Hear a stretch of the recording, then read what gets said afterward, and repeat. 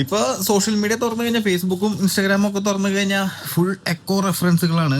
അതായത് O T T റിലീസായത് ഞാൻ അന്ന് പറഞ്ഞ പോലെ തന്നെ സംഭവിച്ചു. ഇപ്പൊ എല്ലാവരും പറയുന്നത് ഇത് തിയേറ്ററിൽ കാണേണ്ട സിനിമയായിരുന്നു.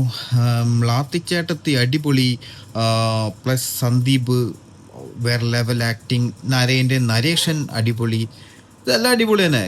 കാരണം നമ്മളായിട്ടാണ് ആ സിനിമയ്ക്ക് കിട്ടേണ്ട ഒരു സ്വീകരണം അതിന് കിട്ടിയിട്ടില്ല. ഞാൻ ഇപ്പോഴും പറയും 2025 ഏറ്റവും ബെസ്റ്റ് സിനിമ സത്യം പറഞ്ഞാൽ എക്കോ ആണ്. അതിന് ഇത്ര ഇത് ഡിസർവ് ചെയ്ത്, അതായത് തിയേറ്ററിൽ ഹൗസ്ഫുൾ ഷോസ്, സ്പെഷ്യൽ ഷോസും എല്ലാം കളിക്കേണ്ട സിനിമയായിരുന്നു എക്കോ. അത് നമ്മുടെ നാട്ടുകാർ, അതായത് നമ്മൾ മലയാളികൾ തന്നെയാണ് അതിന് ഈ OTT ഹിറ്റാക്കാൻ വേണ്ടി വിട്ടത്. എനിവേ, എല്ലാവർക്കും പടം ഇഷ്ടമായി.